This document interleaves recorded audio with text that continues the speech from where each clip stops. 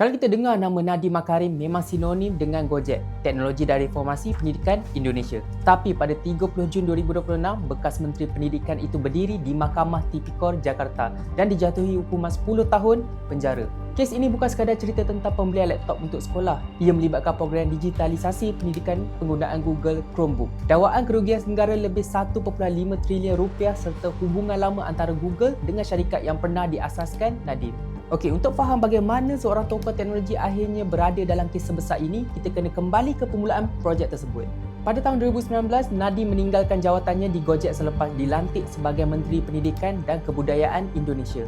Tidak lama kemudian, dunia berdepan pandemik COVID-19. Sekolah ditutup, pembelajaran beralih ke internet dan kerajaan perlu mempercepatkan digitalisasi pendidikan. Dalam tempoh 2020 hingga 2022, kementerian melaksanakan pembelian laptop berasaskan Chrome OS atau Chromebook untuk digunakan di sekolah. Di atas kertas, idea ni nampak mudah. Sediakan peranti kepada sekolah, gunakan sistem yang mudah dikawal dan bantu guru serta pelajar mengikuti pembelajaran digital. Tapi beberapa tahun kemudian, pemilihan Chromebook inilah yang menjadi pusat kepada kes jenayah tersebut.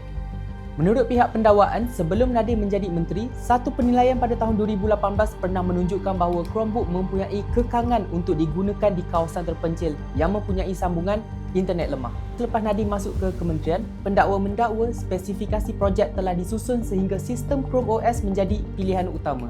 Pendakwa juga mendakwa Nadiem pernah mengadakan pertemuan dengan wakil Google sebelum keputusan pembelian dibuat. Daripada sudut pendakwaan, ini bukan sekadar pilihan teknologi. Mereka melihat sebagai penyalahgunaan kuasa yang memberikan kelebihan kepada ekosistem Google dalam sistem pendidikan Indonesia. Kes ini menjadi lebih sensitif kerana Google pernah menjadi pelabur dalam syarikat induk Gojek. Pendakwa cuba menghubungkan pelaburan Google itu dengan manfaat kewangan yang diterima Nadiem melalui pegangan dan transaksi berkaitan syarikat lamanya. Mereka mendakwa jumlah yang dikaitkan dengan Nadiem mencecah sekitar 89.6 bilion rupiah. Namun pihak Nadiem menolak naratif tersebut. Pembelaannya menegaskan bahawa pelaburan Google dalam Gojek telah berlaku sebelum Nadiem menjadi menteri dan tidak mempunyai hubungan dengan projek Chromebook. Google sendiri menyatakan bahawa syarikat itu tidak pernah menawarkan atau memberi sebarang manfaat kepada pegawai kerajaan sebagai balasan kepada keputusan menggunakan Chromebook. Nadiem juga mempertahankan bahawa beliau tidak menerima wang daripada kontrak pembelian laptop tersebut dan menurut pembelaan, keputusan menggunakan Chromebook dibuat atas pertimbangan teknikal dan untuk sekolah yang mempunyai akses internet, bukannya semua sekolah di kawasan terpencil. Mereka turut menyatakan bahawa pembelian dibuat melalui sistem e-katalog dan melibatkan pelbagai vendor, bukannya kontrak terus yang diberikan kepada Google.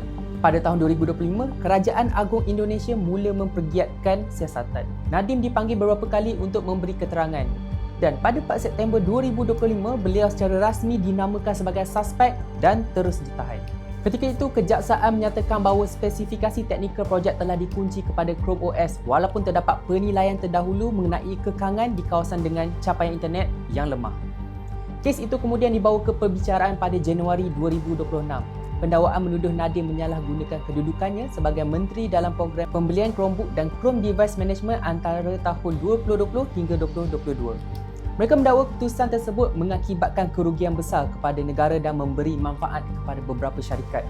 Sepanjang perbicaraan, dua gambaran yang sangat berbeza dibentangkan. Pihak pendakwa menggambarkan projek itu sebagai satu proses yang telah dikondisikan untuk memihak kepada teknologi Google. Pihak pembelaan pula menggambarkan sebagai keputusan dasar ketika pandemik yang dibuat berdasarkan keperluan segera untuk menyediakan pembelajaran digital. Pembelaan turut dipertikaikan cara kerugian negara dikira. Mereka berhujah bahawa laptop tersebut benar-benar dibeli, dihantar dan digunakan.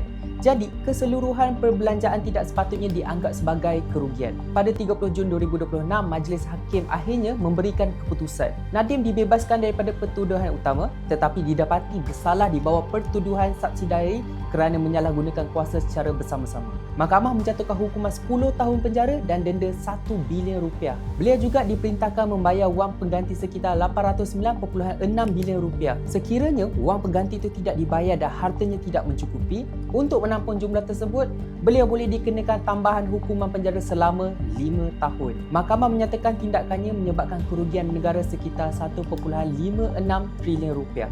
Namun keputusan itu bukan keputusan sebulat suara. Seorang daripada 5 hakim mempunyai pandangan berbeza dan berpendapat Nadiem sepatutnya dibebaskan. Selepas keputusan dibacakan, Nadiem terus mempertahankan bahawa beliau tidak bersalah dan menyatakan hasrat untuk membuat rayuan. Peguamnya kemudian memfailkan rayuan secara rasmi. Pihak pendakwaan juga mengemukakan rayuan kerana terdapat beberapa bahagian dalam keputusan hakim yang mereka mahu dicabar. Kes Nadiem Makarim memperlihatkan betapa tipisnya garis antara keputusan dasar, kegagalan dan pentadbiran dan serta kesalahan jenayah. Bagi pihak pendakwaan, pemilihan kerombok bukan lagi sekadar keputusan teknologi kerana ia didakwa telah disusun untuk memberikan kelebihan kepada pihak tertentu. Bagi pihak Nadiem, projek itu merupakan keputusan ketika krisis pandemik tanpa rasuah, tanpa sogokan dan tanpa aliran wang daripada kontrak kerajaan ke dalam akaunnya. Setakat ini, Mahkamah Tipikor telah menjatuhkan hukuman 10 tahun penjara. Namun proses undang-undang masih berjalan di peringkat rayuan. Kes ini belum benar-benar tamat dan keputusan selepas ini akan menentukan sama ada sabitan tersebut dikekalkan, diubah atau dibatalkan.